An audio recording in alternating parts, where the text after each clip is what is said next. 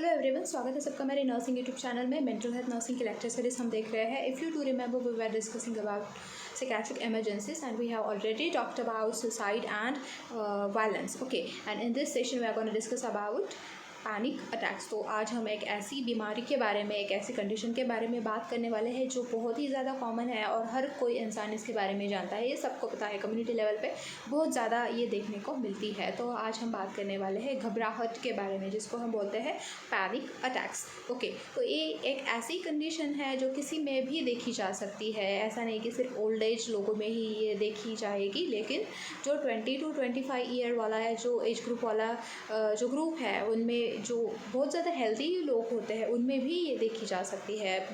हम तो ऐसे बोलेंगे कि ये लोगों में बहुत ज़्यादा देखने को मिलती है। ओके, तो ये एक ऐसी कंडीशन है जो कभी भी हो सकती है। यानी कि आप रास्ते पे चल रहे हो, आप ड्राइविंग कर रहे हो, या फिर आप अपने दोस्तों के साथ बात कर रहे हो, या फिर आपको कोई भी टेंशन नहीं है, एकदम आराम से, कोई भी स्ट्रेस नहीं है, कोई चिंता नहीं है, कोई डर नहीं है, आप अपने सोफे पे आराम से लेटे हो या फिर बैठे हो, फिर भी आपको अचानक से घबराहट होने लगी, बहुत ज़्यादा घबराहट, आपको बहुत ज़्यादा डर लगने लगा, अचानक से आपको पाल्पिटेशंस होने लगे। पाल्पिटेशंस यानी कि एक ऐसी कंडीशन जहाँ पे आपको अपने खुद की दिल की धड़कन खुद को ही विदाउट स्टेथोस्कोप आपको सुनाई देगी। आपकी हार्ट की जो साउंड है वो आपको सुनाई दे रही है। ओके, देन पूरे बदन में, पूरी बॉडी पे स्वेटिंग हो रहा है, पूरा पसीना पसीना हो रहा है, आँखों के आगे अंधेरा छा रहा है, कुछ भी दिखाई नहीं दे रहा।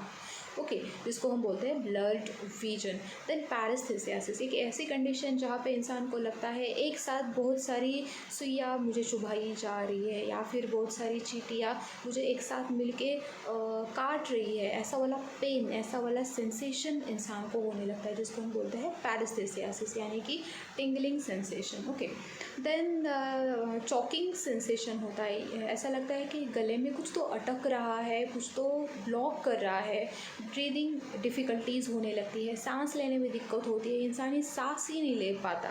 Okay, hot and cold flushes होते हैं, जैसे कि हमारे जो हाइपोथैलेमस है कुछ देर एबनॉर्मल फंक्शन की वजह से अचानक से बॉडी बहुत ज़्यादा ओवर हीटेड हो जाती है, यानी कि गर्म हो जाती है, जिसको हम हॉट फ्लशेस बोलते हैं। या फिर बहुत ज़्यादा ठंडी हो जाती है, पूरी बॉडी ठंडी हो जाएगी, या फिर अपने जो हाथ पैर है पूरे ठंडे पड़ गए हैं, जिसको हम चिल्स या फिर कोल्ड फ्लशेस बोलते हैं। तो ये सारी चीज़ें हो जाती है। चेस्ट पेन भी होता है। ओके, इंसान को ऐसा लगने लगता है कि अब बस ख़त्म, ये लास्ट मोमेंट है, अब मैं मरने वाला हूँ, मेरी सांस अब रुकने वाली है, मुझे हार्ट अटैक आने वाला है, या फिर मैं पागल होने वाला हूँ। ऐसी अनकंट्रोल्ड कंडीशन, तो ये होता है घबराहट, यानी कि पैनिक अटैक। अब बात करते हैं कि ये होता क्यों है। ओके, जब हम हो सकता है हार्ट अटैक, हो सकता है हार्ट डिसीज़, लंग डिसीज़, या फिर हमारी ब्लड शुगर लेवल कम हो गई हो, जिसकी वजह से घबराहट या फिर वो सारी चीज़ें हमको हो रही है। लेकिन बहुत बार ऐसा कुछ भी नहीं होता।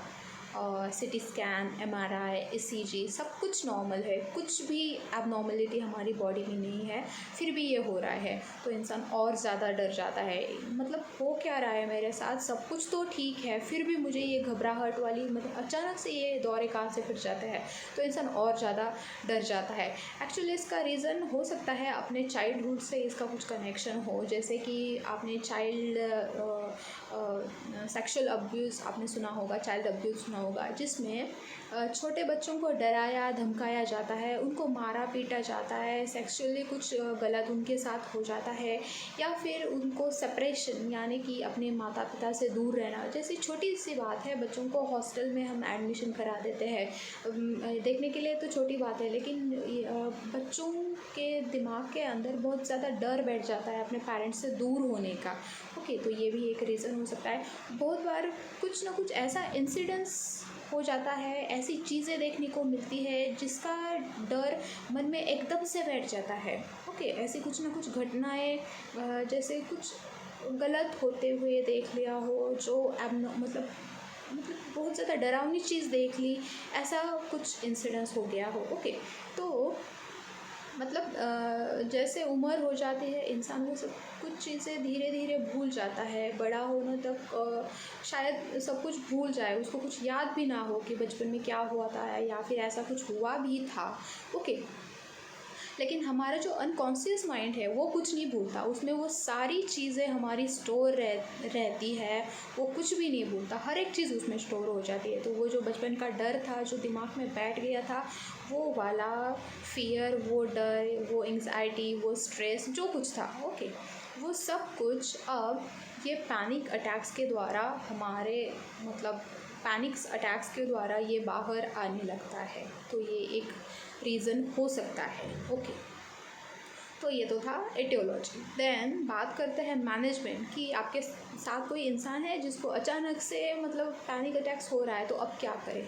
ओके, तो पहले तो उसको साइकोलॉजिकल सपोर्ट देना है, उसको मतलब अकेले नहीं छोड़ना, उसके साथ ही रहना है। और उसको जो डर लग रहा है यानी कि उसको अभी ब्रीदिंग उसका स्टॉप होने वाला है, उसको हार्ट अटैक होने वाला है, वो पागल होने वाला है, तो उसको ये बताना है कि ये सब उसके मन का मतलब क्या बोलता है, उसको बस ऐसे लग रहा है, ऐसा होने वाला नहीं है।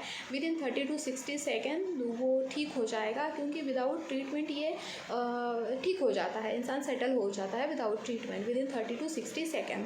तो उसको ये बस समझाना है कि ये थोड़ी देर की बात है, वो ठीक होने वाला है। Okay, then the most important thing is उसको बोलना है उसका जो ब्रीदिंग है, ओके, उसके ऊपर फोकस करे और बहुत ज़्यादा स्लोली और बहुत ज़्यादा डीपली ब्रीद इन और ब्रीद आउट करते, बहुत ही स्लोली एंड डीपली। ओके, तो अपने ब्रीदिंग के ऊपर उसको फोकस करने के लिए बोलना है। ओके, और थोड़ा सा सेटल होने के बाद उसको हम पानी पिला सकते हैं।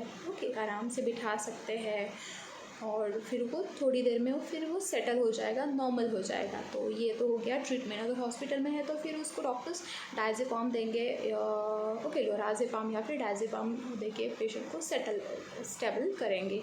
ओके, तो ये तो था सब कुछ पैनिक अटैक्स के बारे में, घबराहट के बारे में। ओके, अगर आपको कुछ डाउट है तो प्लीज़ कमेंट करें। Thank you so much.